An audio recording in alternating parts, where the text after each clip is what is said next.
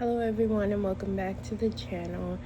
In today's video, we're going to be talking about one of the most impactful books I've read recently, which is The Alchemist by Paulo Coelho. This isn't just a book review, and I'm not going to just summarize the entire story. I want you all to know what I learned from the book and the lessons that have started to change the way I live. If you've read the book, I'd love to hear your favorite lessons in the comments. And if you haven't, don't worry, I'm not going to spoil the ending. So I just have 5 lessons on my phone that I'm going to be going through with you all. So if I keep looking down, that's why. Lesson 1 is that everyone has a personal legend. One of the first things that the book introduces is the idea of a personal legend, which is essentially your purpose or the life you were created to live.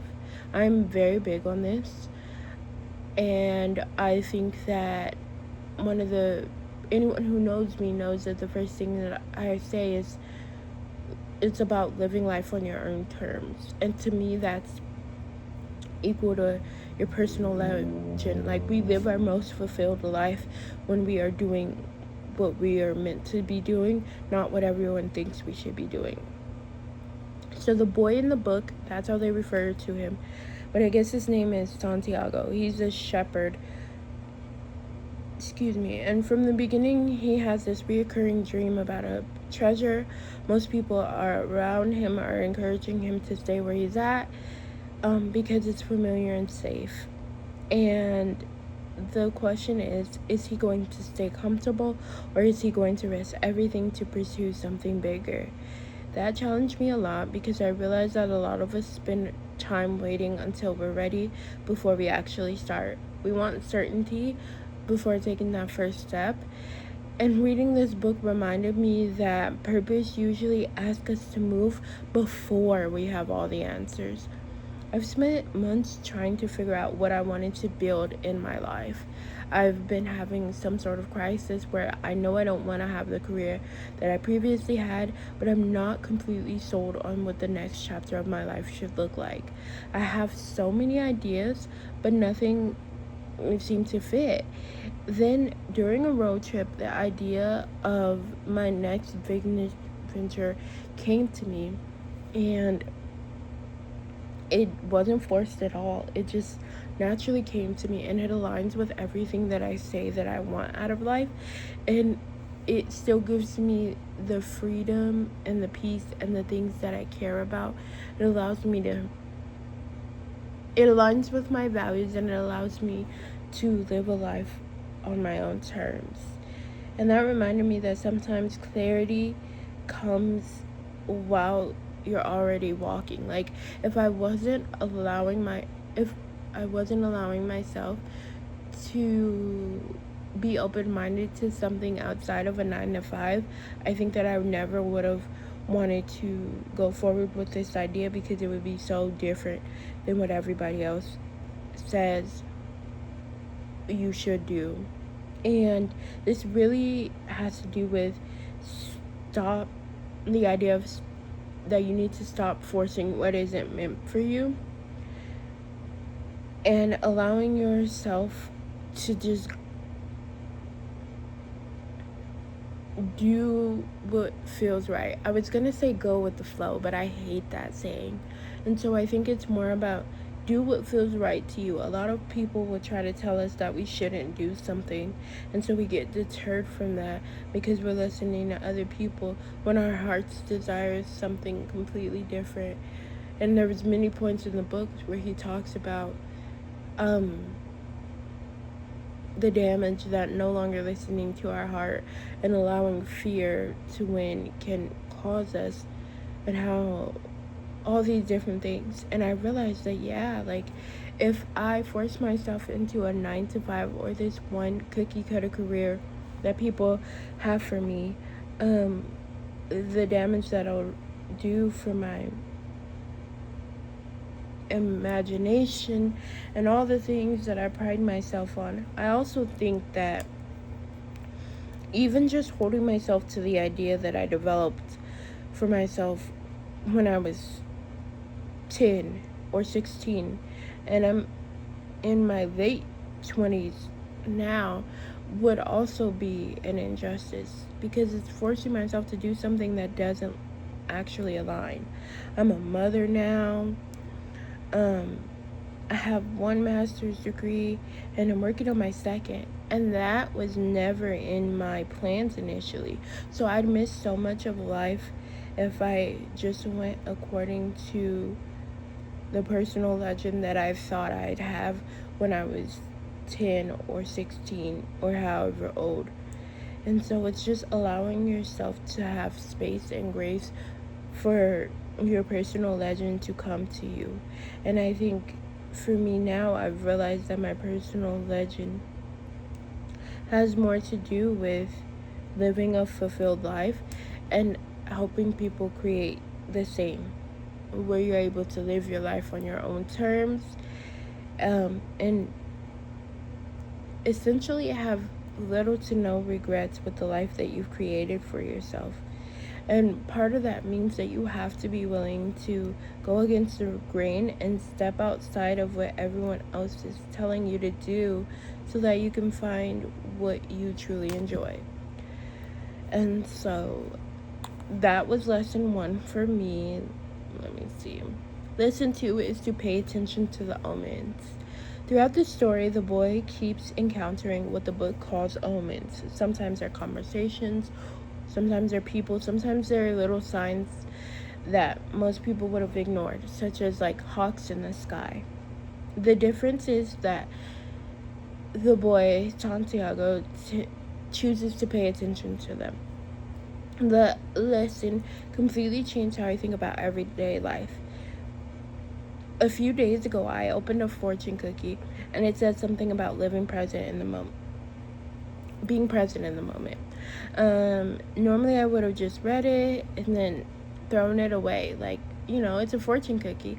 But this time around, I decided that I wanted to tape it into what has now become my Little Things journal, but was initially just the journal where I was writing my morning pages. And then after the weekend I understood why I needed to have that reminder. So there was a lot of unpleasant things that happened this weekend, and it just didn't go as planned. I was out of town with family, and instead of looking at it negatively, the idea of enjoying the little things reminded me that yes, okay, maybe it didn't go the way that I wanted to, but that doesn't mean that it wasn't still a good weekend. It doesn't mean that there wasn't still joy. It doesn't mean that there wasn't still a lesson. So what I did was, when I got back home yesterday, I decided to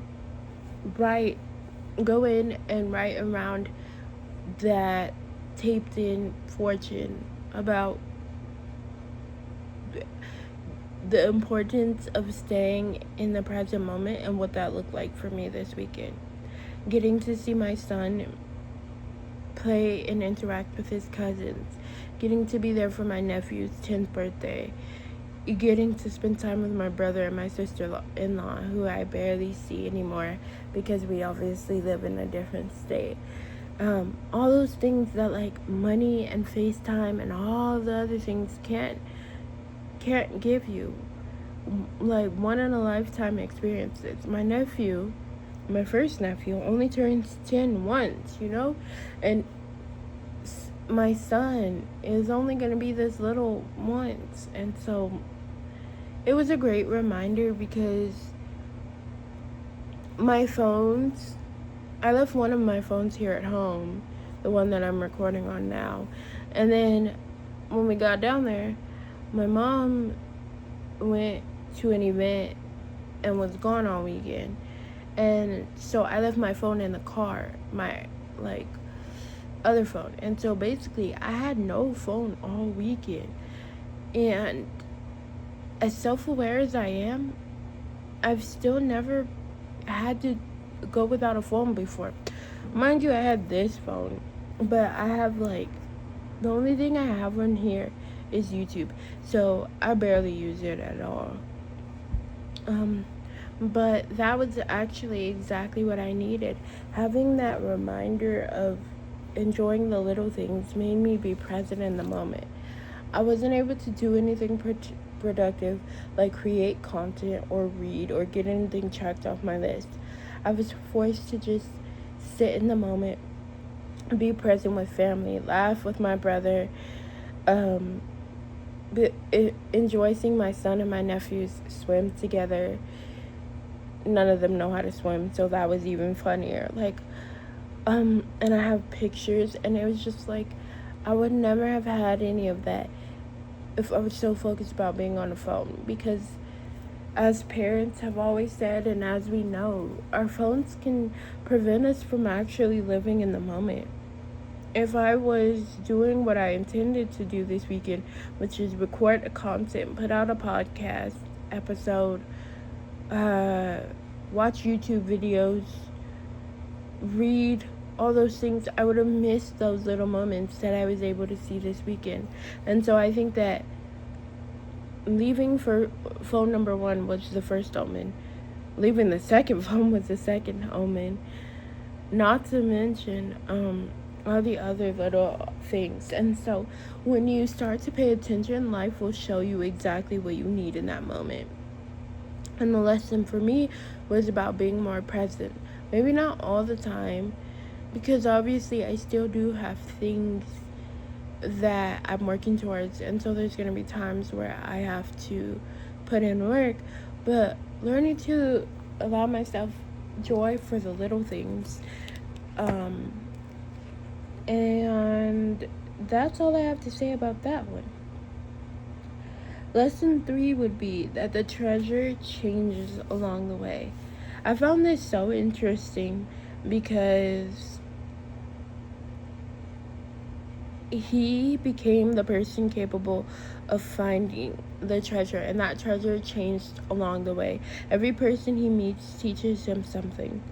There's a lesson about fear, a lesson about knowledge, a lesson about trusting his own heart.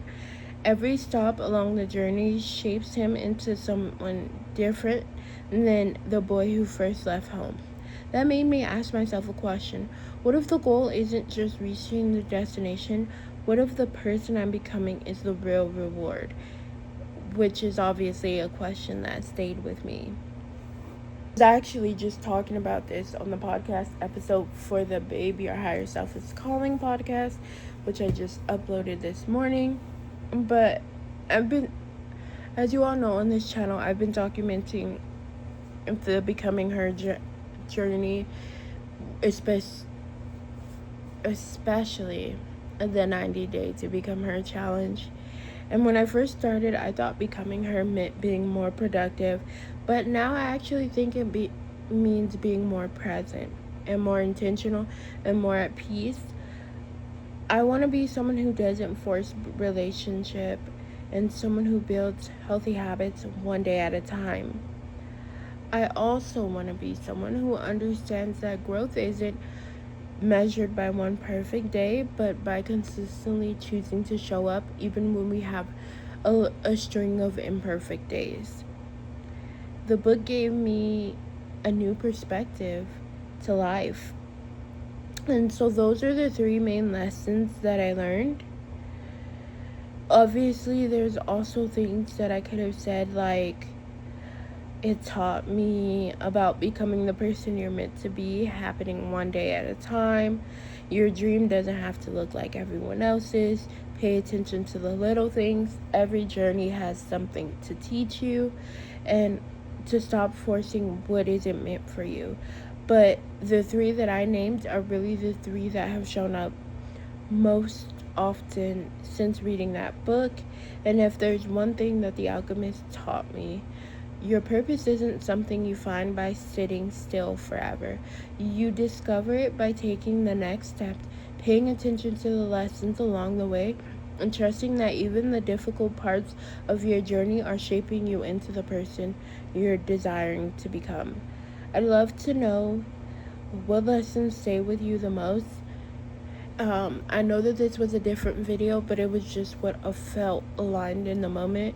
So I hope you all enjoy, and I'll see you in the next one.